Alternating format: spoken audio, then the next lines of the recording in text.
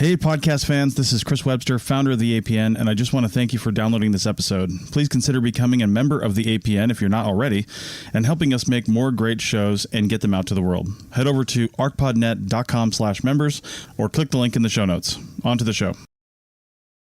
You're listening to the Archaeology Podcast Network. Hello out there in Archaeology Podcast land. This is Dr. Alan Garfinkel. I'm the president and founder of the California Rock Art Foundation. And what we do is we identify, evaluate, manage, and conserve rock art both in Alta California and in Baja California. We conduct field trips, we have trainings, exercise, we do research, and in every way possible, we try to preserve, protect, and coordinate treasures of Alta and Baja California rock art, of which there are many and diverse. We also work closely with Native Americans and partner with them to recognize and protect sacred sites. So for more info about the fabulous California Rock Art Foundation, you can go to carockart.org. Also, I'm open to give me a call, 805-312-2261. We would welcome sponsorship or underwriting, helping us to defray the costs of our podcasts, and also membership in California Rock Art Foundation. And of course, donations, since we are a 501c3 nonprofit scientific and educational corporation. God bless everyone out there in podcast land.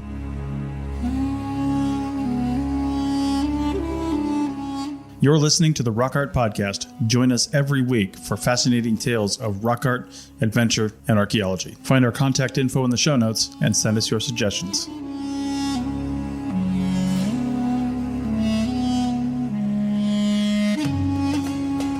Hello out there in Archaeology Podcast land. I'm going to be interviewed by Chris Webster today, and we're going to talk about Indexical animals, the quail and the eagle. Coming up. Don't miss it.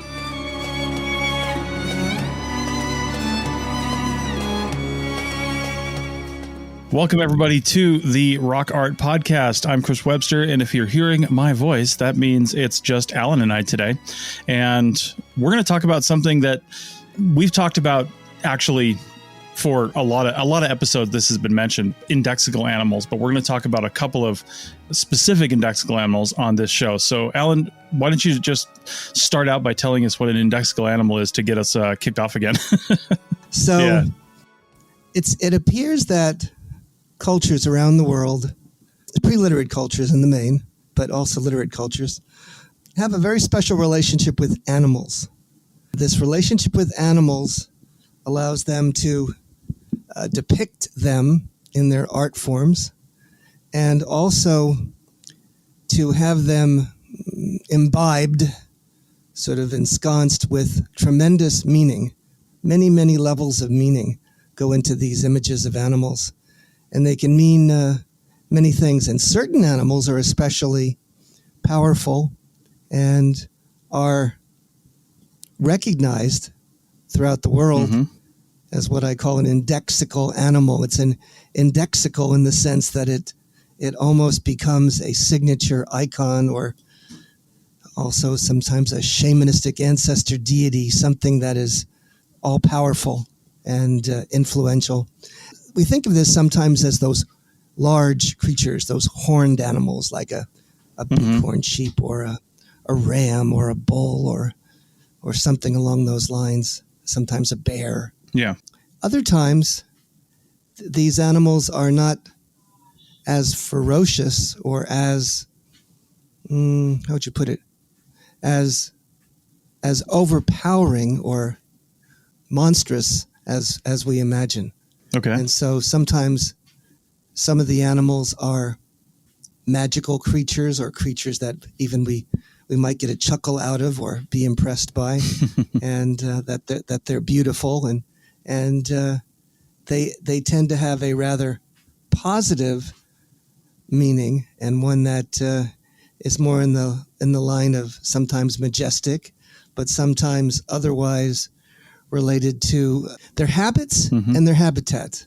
That's something that I have culled from a famous book by Judith Vander, talking about animals and their relationship to people's minds, their cognitive essence. I always think about in the cognitive universe that we sort of put together and try to understand the world. There's a term called cosmology, which simply means worldview. And all cultures have a worldview. And when we have also a deity or a theology, a religion of sorts, we sometimes think about things using animal metaphors, animal meanings, animal symbology. And you see this a lot in rock art. And those people that have experienced rock art all over the world, it's one of those joys or one of those magnificent experiences when one sees an animal displayed on a rock art painting. I think back to the earliest rock art with those magnificent caves in Europe and France and otherwise, which has these amazing creatures and these almost photorealistic panels of paintings that are tens of thousands of years old. When those were, of course, discovered, people could not believe that our ancestors were so artistic or able to capture in their imagination and on the stones such realistic and vital images. You've seen them, right? Oh, yeah. Yeah, absolutely. Go ahead. And, depending on where you're at in the world, too, you do see when you're looking, especially at rock art, because that is the oldest and most concrete, so to speak, thing that we have from the prehistoric world. A lot of the other things they may have done, may not stick around. Although you do see stuff in, say, cave environments. There have been things found in Nevada caves, like Lovelock Cave and things like that, where there was duck decoys. And we call them decoys because we're used to seeing them like that. And maybe they were used as decoys, but maybe these ducks were indexical animals. And I just wanted to make the point, and maybe you can talk on this. When we say, this is the rock art podcast and we're going to talk about some images in rock art, and you say indexical animals, this isn't unique to rock art. This is unique to the culture or society that we're talking about. This is an animal that is important to them in many ways, and they've depicted that in probably many ways, some of which we can see today, some of which we can't, I would assume. Yeah, I think that's very important and very significant, Chris, and I'm glad you brought that up, that these are animals, and I know I've mentioned this in the past in one of the podcasts, but the famous French thinker, philosopher, anthropologist coined a phrase where he said, well, these animals were good to eat, but also good to think. and so that was Levi-Strauss who said that, famous structural functionalist founder. His ideas were bang on. Yeah. When you begin to pierce the veil and think about this, we're dealing with people that had a different mindset. They listened to the world. They were not ruled by technology or the written word, but more by sound, auditory sound, and the visible world, the natural world. And I think that takes us back into a whole different plane, a whole different mode of existence, and a mode of kind of the existential universe of trying to understand rock art. My friend Eve Ewing, who's in her mid-80s, is one of those amazing creatures that watches the rock art and looks and peers and thinks and doesn't glance, but looks deeply and studies and restudies the same panels over and over again for what they communicate to her. And eventually they tell her a story, or they give her information about what they're trying to convey. And that's part of the story. Yeah. It's a way of looking. It's a way of thinking. It's a way of perceiving. When we see rock art, it was in some cases meant to be viewed, and it was evocative. It evoked emotions and sensibilities, and it produced a message that was important to the people. Okay. And that message was powerful. It was something that these are what we call outdoor churches, and these were visual shorthand.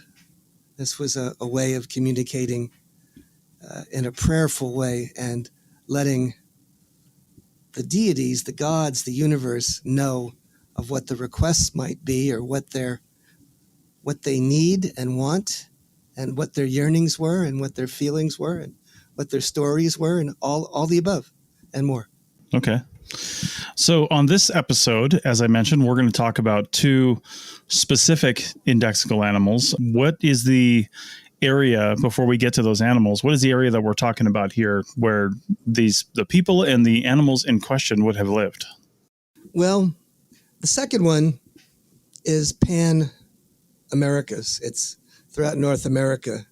It's the eagle, and the eagle, of course, must be considered an indexical animal. And throughout the Americas, I would say many, if not all, native people revered and connected with this primary benefactor, as it was. They saw that it was the largest bird of the air and had certain attributes that were very prestigious and evocative.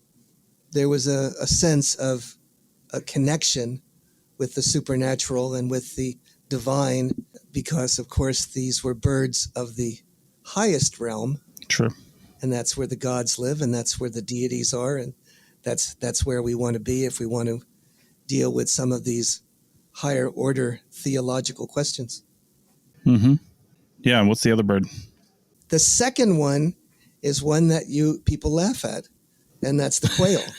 the little tiny quail that we see and we surprise, and they run out in front of us with their little babies following, and they have those funny little top knots on their heads, and people just laugh and think they're the funniest things this side the Pecos. That's right. So, and believe it or not, there's a lot to say and a lot to know about them quail. I've been studying them and thinking about them for, I'd say, nigh on 50 years. So, wow. Yeah. Some of the questions have answers, and probably others I'll never know in this side of the ethereal plane. But yeah, I have a few things to say about quail and about those birds of the higher ground, the eagles. And that isn't the band, you guys. That's right. That's right. That's all right. right. Well, why don't we go ahead and take a break right there? And then when we come back, we'll spend one segment talking about the eagle, and maybe we'll spend the other segment talking about the quail, because there's a lot to say about both of these. So let's go ahead and do that on the other side of the break. Back in a minute. It's Chris Webster again. If you haven't checked out our new parent website, kulturomedia.com, then please do. Kulturo is spelled Kulturo, and it's where we promote all of our live events. We've got one coming up in November. Check it out over at Kulturo when it gets posted. If it's already happened and you're hearing this, then as a member, you can go to your member pages and see the event recording. Our live events are always free, but you have to show up during the event to see it. So that's kulturomedia.com for all our live events and more. kulturomedia.com.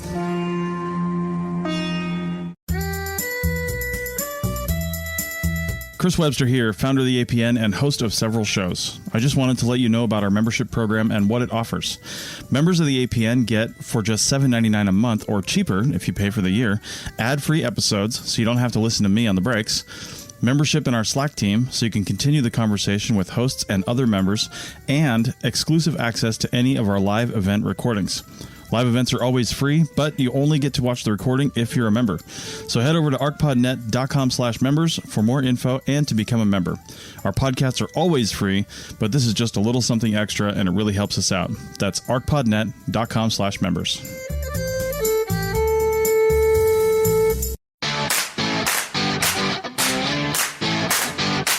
This is Chris Webster at the APN. I'm also a project manager for several industries. I wouldn't be able to keep on track with really anything if it wasn't for Motion. With Motion, I just say what I need to do, how long I think it will take, what sort of priority I think it has, and Motion builds my day for me. It'll even build in breaks because, let's be honest, it's hard to remember to stop to eat lunch sometimes. So head over to ArchPodNet.com/motion for a free trial and a discount if you sign up. You'll kick back a small amount to the APN if you do. That's ArchPodNet.com/motion.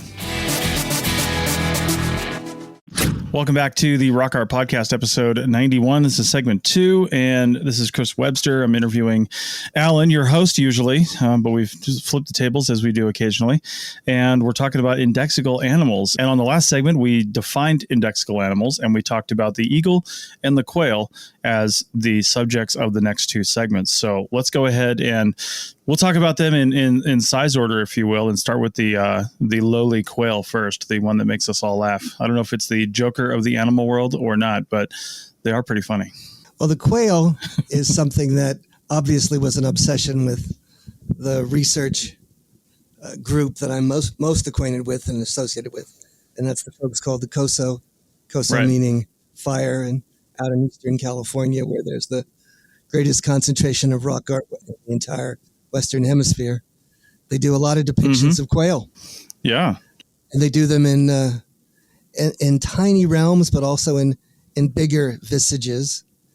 And one of the things that they seem to have been obsessed with, besides the depictions of those birds themselves, was in adorning their decorated animal human figures with quail plumes. Okay. They would have quail plumes all along their headdresses or along their heads, sometimes 1 or 2, sometimes I would say over a dozen different quail plumes on their heads. Do we see ethnographically evidence of this happening in real life, not just in depictions on rock art? Because the plume on the top of a quail's head quail aren't big animals, so it would be kind of a small thing. But I could see that graphically, if you were going to depict this in rock art, you might over exaggerate it and make it something bigger on a human figure, right? But do we have anything in the historical record that says, yeah? You're on the money, Doc. So this is something that was a bit of an epiphany for me. I did not understand until relatively recently what this quail thing was all about. And I said, what the heck is going on here? Why would they depict quail so much? And why would they have these quail plumes on all these creatures, all these, embellished, rather elaborate and heavily designed animal human figures? Obviously, it had to have some kind of significance and meaning. Right. So I looked ethnographically and I said, well, tell me, where does the quail fit in the indigenous people who lived in and about this region in the Western Mojave Desert of Eastern California? And lo and behold, there were some stories. There's a story about this creature called Yahigal amongst the Tabatalaba, which are the far Southern Sierra pinyon pine nut eater people. And this was a creature that was looking to get married, some kind of coyote creature. And he found a couple of the ladies who he liked and wanted to bed them down. And but they had what was called a vagina dentata, Okay. which meant a toothed female, the reproductive mechanism. So, Right. and it had teeth. And so Wow. all of the suitors who tried to bed them down or reproduce or spend the night with these 2 beautiful ladies ended up dying because they chopped off their genitals. So Coyote got a great idea, and he said, I'm not going to let these 2 ladies do that. I'm going to use some sort of a protection on my member, and I'm going to use the atlas vertebra of a bighorn sheep because it's so strong that they won't be able to break it. It'll break those teeth. And so they did that, and he was able to procreate with them, and that's the way the native people started. Now, when they initially came back, this coyote who was trying to bed down these women, he had a bag, right? A special magic bag. And he told them, whatever you do, don't open the magic bag because all of my little babies will run out. And we need those babies because I'm responsible for peopling the world. So he went out to hunt, right? Mm-hmm. And of course, they opened the bag, and out from the bag popped hundreds of quail. Little quail babies popping out of the bag. So Yeah. there they were, right? So, okay. And then also, when he came back, he was hunting quail, and he would cook the quail under his armpits. He would be magical, and he was able to cook them there and give them to his female suitors. So there's that story, which is rather difficult to deconstruct or understand. So there's another story, though, that's a little bit easier. And that is, there is a figure, a deity, a spirit, a supernatural being called Yahwera, which is similar to Yahigal. And the name Yahwera, if you deconstruct it, it has to do with death and also a bird-like yelling and also with birds. So Yahwera was a yellow bird, okay? And this yellow bird was responsible for transmogrifying, revitalizing, bringing back the dead animals once they had been killed. Okay. Animals don't die, they're immortal, and they go to the animal underworld. And so it's his job to get them back every spring, and they come out via the holes in the rocks or the ponds or the streams or the rivers and any other sort of conduit, some sort of a portal that they can exude themselves. So that particular being, of course, wears a quail feather robe. Okay. And this quail feather robe is the magical sort of prestigious robe of a shamanistic ancestor deity figure. And this bird is like the native people. It speaks in their language. And all the animals that are in this underworld also speak the language.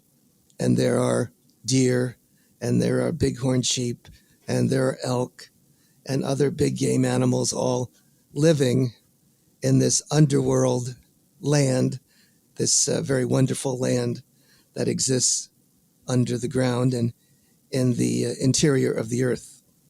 And an entrance to that particular world can be found on the landscape of in Eastern California in the Tehachapi Mountains. And there's entrances and there's exits. One of the exits is at Little Lake, one's in a cave, etc. So you've got this portal there, and if some of the native people were having a rough time in life, they would be able to visit with Yahwera. He would allow them into his world and help them to rid themselves of their problems. If a hunter was having a failure in hunting, Yahwera could help them. If an individual was sick or depressed or just not with it, he or she could also go into this world.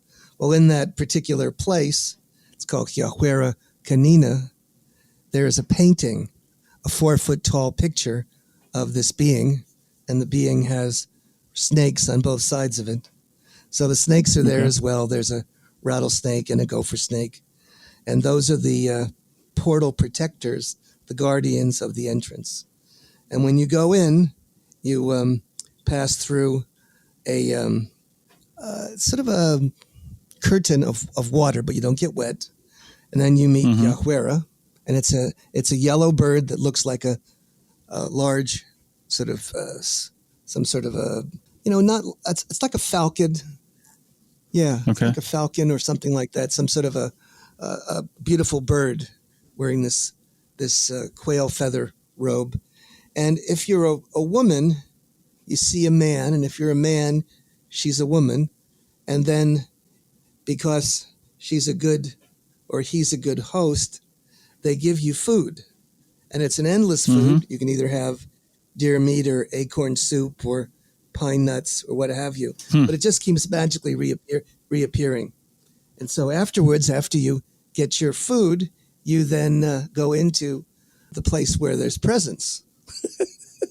And so the presents is a song. You get a song from Yahweh, and you can pick any song that's on the charts there, and you get your song, and then you get to leave. And he bids you goodbye, and you go out the other way you came in, and you go through another veil of water, and then you find yourself at a totally different place from where you came in before. So that's the two prominent stories that exist regarding quail. Well, the quail, this Yahweh, is involved with death and life. And it's sort of written into the actual name Yahweh itself. It also has to do with the sound that they make. The little birds, these quail, have this unusual way of communicating. You can always hear their little chirp, chirp, chirp constantly. And they're hidden. Okay. And you can't see them. They want some place that's associated with water, because they got to have water, a little bit of water. But you can never see them. They're hiding. And then if you walk, they explode out of the landscape, and they frighten you. They come out of nowhere, and they're very fecund. They have coveys of dozens and dozens of little baby birds that just continue, and I think they have multiple, breeds of these multiple birds, these coveys of quail. So all of that and much more. There's ethnography that the native people used quail plumes to adorn their baskets. And only their best baskets, the most prestigious baskets, the treasure baskets and the birthday baskets, and those that were ritually or religiously most important, were adorned with quail plumes. One of those baskets is called a rattlesnake basket. It's a necked jar. It's adorned with quail plumes, and that is the little basket that they make the particular brew to produce an altered state of consciousness and to go into trance using datura. Okay.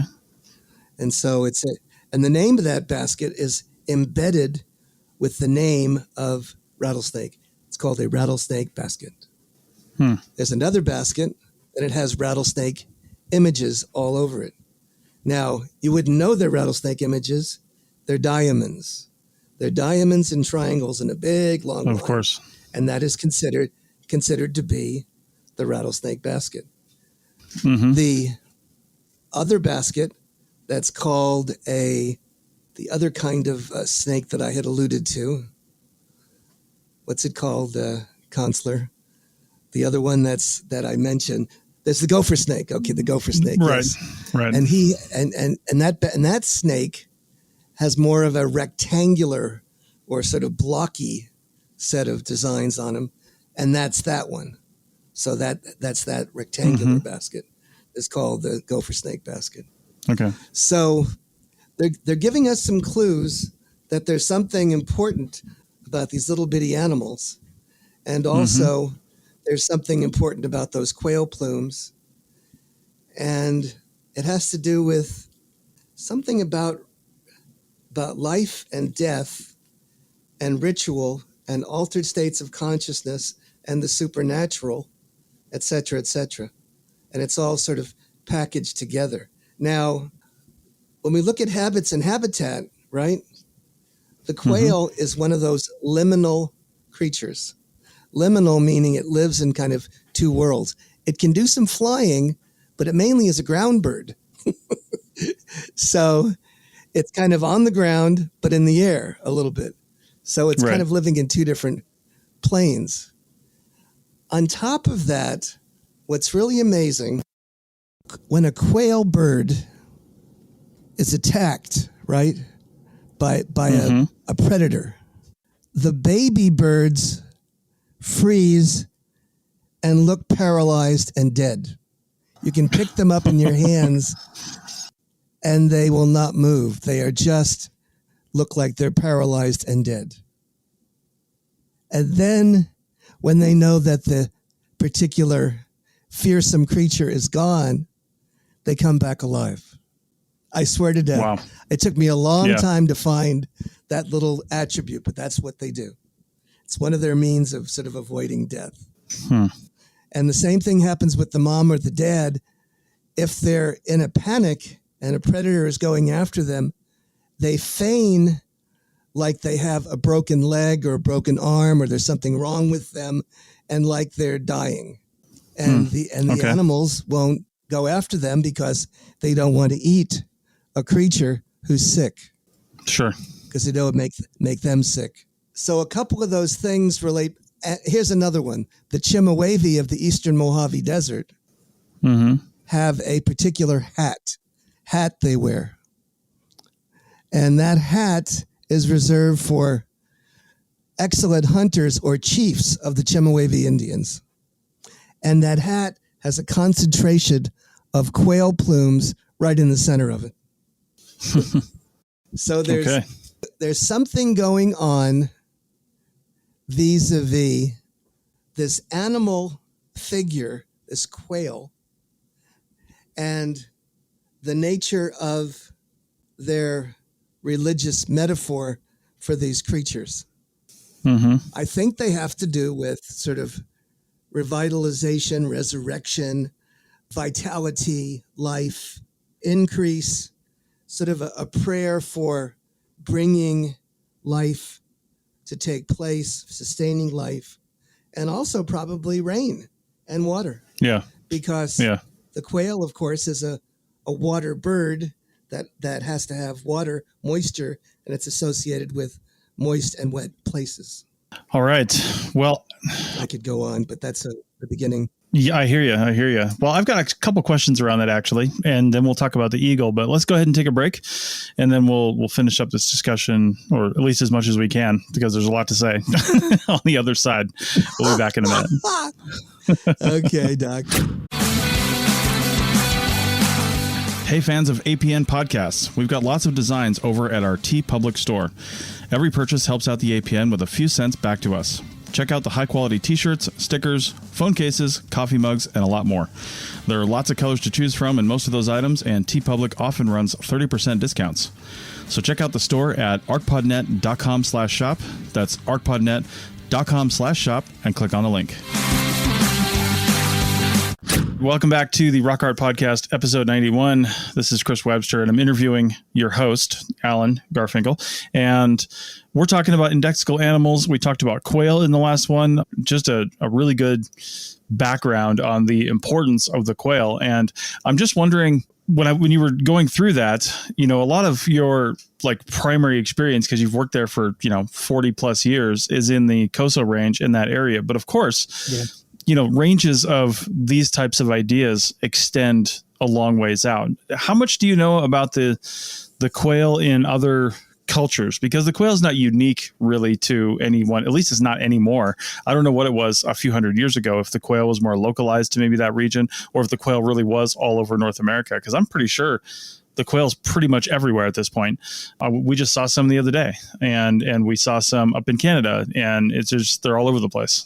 One of the things I studied or learned was in Mesoamerican Mexico, the quail was a bird that the commoners used for an offering. They would sacrifice the quail, and that was considered to be part of their offering ritual that they provided to their deities, which surprised me, actually. I don't know why that is that way or what that was all about.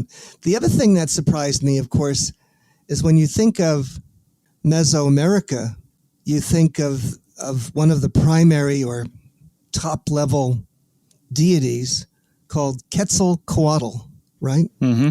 And Quetzalcoatl is sort of this animal-human figure that is called a feathered serpent. Right. And the Quetzal is a plume. It's a green bird with a plume, and it, sits on the heads of the snake. Well, that's exactly the same phenomenon that I see in the Cosos with these quail plumes adorning snakes. Now, these quetzal plumes are enormous compared to the little quail plumes, but conceptually and metaphorically, they seem to have much of the same function to identify the prestigious nature, the leadership nature, the topmost sort of concatenation on these figures. And it's rather interesting to me. Mm-hmm. I didn't really think that much about this until I began to be steeped in sort of the mystery of Mesoamerica and sort of seeing some of the parallels between the Western Great Basin and that kind of look again. So I think birds are some of the key figures that we think about and are mysterious to us. They're quite they are sound, but they're also figures of the air. So they have a bit of mystery and magic to them. And speaking of that, let's transition to the eagle, like we were going to talk about, because unlike the quail, which, like you said, is more of a ground bird. I mean, it does fly. It'll do like short little hops if startled. But the eagle, just like huge, big bird soaring above the sky. I mean, it's an indexical animal now to Americans because it's the symbol of the United States of America. Yeah. Yeah. And so it was the symbol of magic and power and strength to Native Americans all across the fruited plain. The eagle became an indexical animal for the Great Basin Paiute Shoshone for a variety of reasons. One reason, of course, is its size, its visual acuity as a hunter, which is very impressive, and also because it was sort of the lord of the sky, and the sky being a mysterious place, a connection to that divine, that set of deities, the power and supernatural world. Another thing which was surprising to me, and I've mentioned this before in some of our discussions, is they associate the eagle with the color white. Now, they're not white birds, they're black birds. They're dark, they're brown. But when they're immature, they have white feathers on their wings and on their breasts when they're immature. And what the native people would do is they would capture them from the nests and put them in cages and pluck their feathers, the white feathers, because they felt that they were powerful. And when they got too big, they'd let them out. And they'd take to the sky and get back to their natural, landscape. The other association of the eagle, of course, is quite a intimate one with what they call the thunderbird, and not car, but the bird of the mythological bird of the air that brings the rain and the thunder and the lightning. And this was supposed to be a bird that was even bigger than the eagle, and just by its flapping of its wings was creating these electrical force and the sound of the thunder and bringing on the rain. And we see that depicted and pecked into the rocks, occasionally, not frequently, but occasionally in the Cosos. And then out there near Death Valley, near Saline Valley, in one of the driest places on Earth, there's a site. I haven't been to it, but I've seen many, many photographs of this magnificent place. There's a volcanic layer of pumicite, or some sort of, very easily crafted stone. And they have no less than 8 depictions of these thunderbirds that are probably 2, 3, 4 feet tall. And they're all there in their magnificence, right there with their spread wings and very delicately etched. And I'm sure that this related back to the concept of fertility and bringing Sure. on the rain, because besides those thunderbirds, there are a lot of vulviform motifs and depictions of female figures with enlarged or embellished female genitalia right there on the rocks in association with those thunderbirds. So if we're looking to live and develop sustainability, we got to have water for food, and we got to have life in us to produce progeny, children that will replace us when we pass. And isn't Right. that kind of the same thing we're dealing with right now? Got to have water, and we got to have people. Right now, there's Yeah. they call it the demographic winter. In much of the world, they're worried about their numbers not increasing, but decreasing. You're aware of this, right? Over in Europe and Japan and Russia, the numbers of people are not increasing. They're decreasing because even in China, for that matter, when you develop an economy and become industrialized, there's a trend to produce less and less children. And with less and less children, ultimately, you're not even reproducing the number of people that you need to replace those who have passed. And that's what's happened. Right. Anyways. Yeah. And, to go back to the eagle and the Thunderbird, it made me think, because I grew up in Washington State, specifically Western Washington State.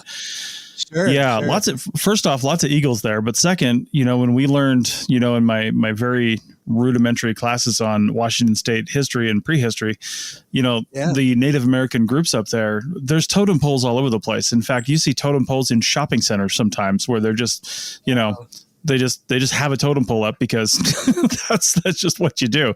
And a lot of times at the very top of the totem pole, is an eagle or some other bird of prey, but usually an eagle is depicted. And I think they used like hawk and other things as well. But definitely very prominent where I grew up. The topmost predator, the most prestigious, the topmost would be also the most holy. When they've changed the laws that non-Indians cannot own or possess eagle feathers.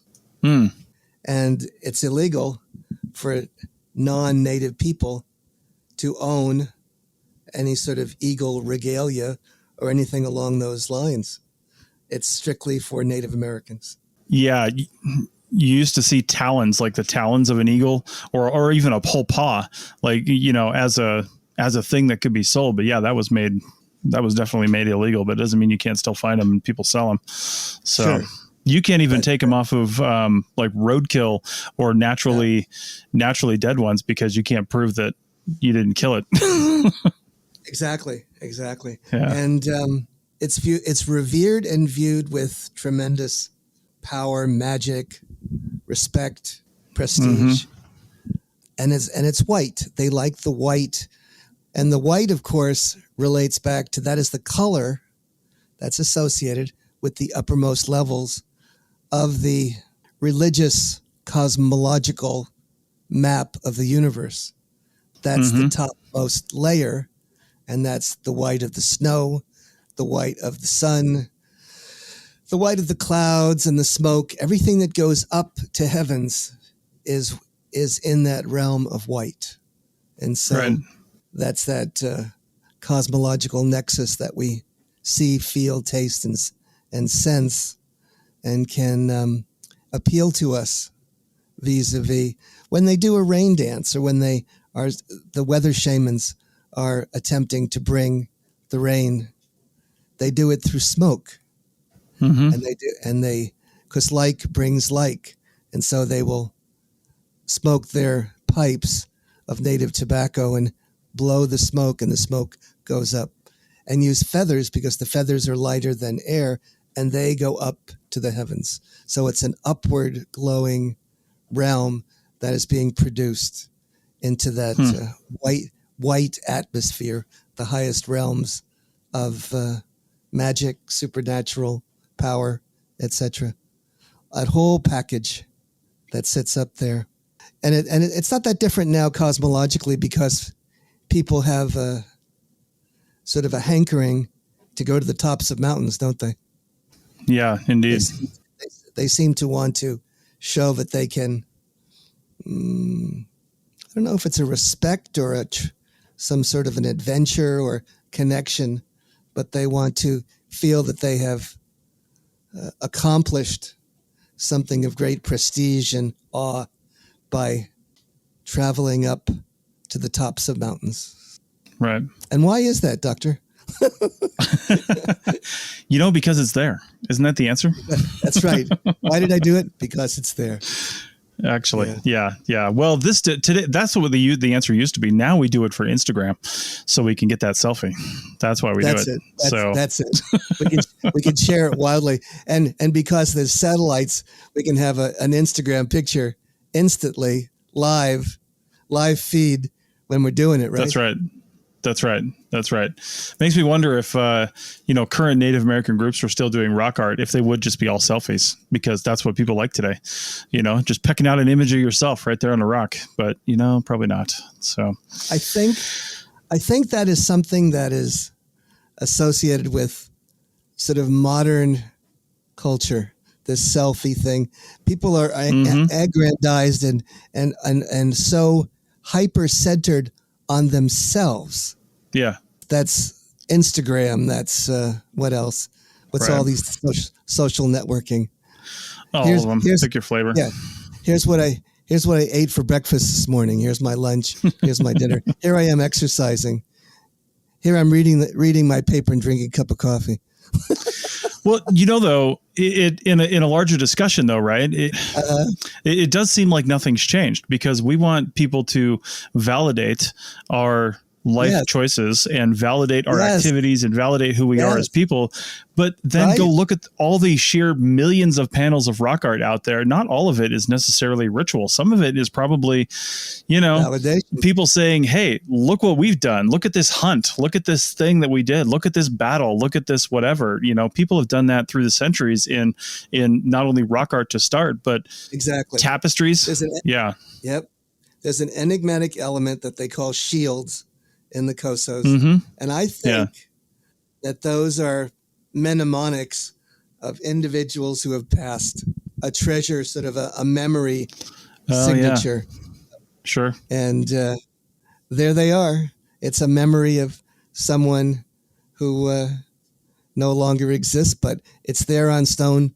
It's an immortality. It's a record of immortality, and it will be there for 100 years, 1,000 years. If it's in a good place, it can be in there almost forever. Well, some of those people might be immortal, but this podcast certainly isn't. So it's time to end it. I'm having a blast. I really enjoy working with you, and we always get into these interesting dialogues. So thanks for listening out there in podcast land. See you on the flip flop.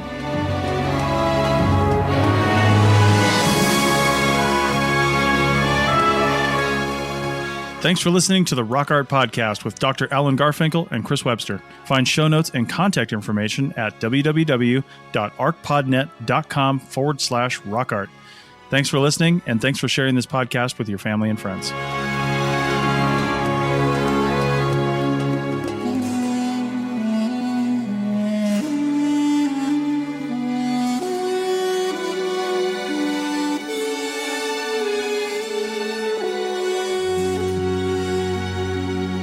This episode was produced by Chris Webster from his RV traveling the United States, Tristan Boyle in Scotland, DigTech LLC, Cultural Media, and the Archaeology Podcast Network, and was edited by Chris Webster. This has been a presentation of the Archaeology Podcast Network. Visit us on the web for show notes and other podcasts at www.archpodnet.com. Contact us at chris@archaeologypodcastnetwork.com. Thanks for listening to this podcast. Please consider leaving a review on your favorite podcasting app. You could also consider becoming a member so we can keep content like this free and available to all. Check out pricing and info at archpodnet.com/members. Thanks again and have a great day.